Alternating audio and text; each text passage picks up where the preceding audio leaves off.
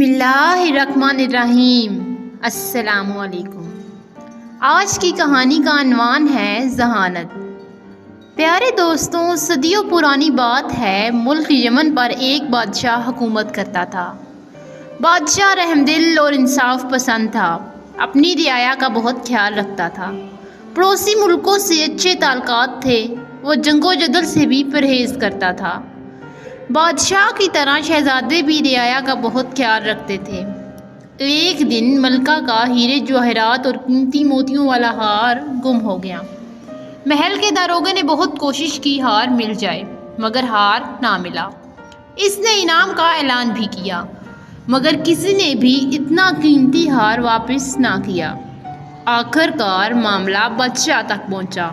اس نے دربار میں اعلان کیا کہ ہمیں اپنے نوکروں خدمت گاروں پر بھروسہ ہے، مگر افسوس ان میں سے کسی نے نمک حرامی کی ہے اور ہار واپس کرنے پر تیار نہیں۔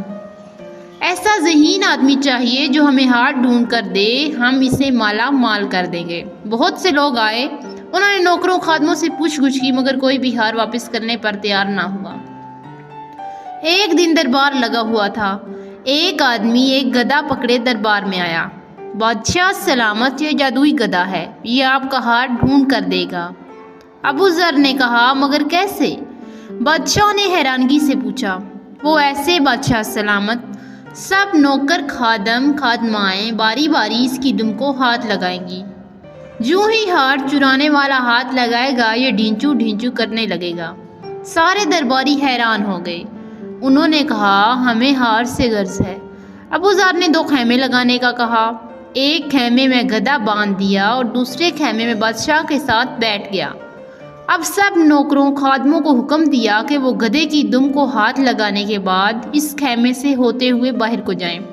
سب باری باری گدھے والے خیمے سے ہوتے ہوئے گدھے کی دم کو ہاتھ لگاتے دوسرے خیمے میں داخل ہوتے گئے۔ ابو ذر سلام کے بہانے ان کے ہاتھوں کو سونگھتا اور باہر جانے کی اجازت دیتا۔ نوکر خادم آتے گئے اور ان کے ہاتھ سونگھتے گئے، انہیں باہر جانے کی اجازت دیتا جا رہا تھا کہ اچانک ایک خادم کو پکڑا اور بادشاہ سے کہا، بادشاہ سلامت، یہ آپ کا چور ہے، اس نے ملکہ صاحبہ کا ہار چرایا ہے۔ جب بادشاہ نے اس کی طرف دیکھا، وہ بادشاہ کے قدموں میں گر پڑا۔ بادشاہ سلامت، مجھے معاف کر دیں، میں لالچ میں پڑ گیا تھا، میں ابھی ہار واپس کرتا ہوں۔ بادشاہ نے اسے ہار لانے کا حکم دیا اور ابو ذر سے پوچھا، تم نے بڑی آسانی سے چور پکڑ لیا، یہ کیسے ممکن ہے؟ کیا گدھے نے تیری مدد کی؟ ابو ذر نے مسکراتے ہوئے کہا، بادشاہ سلامت، میرے گدھے میں کوئی کوالٹی نہیں، گدھا تو گدھا ہوتا ہے۔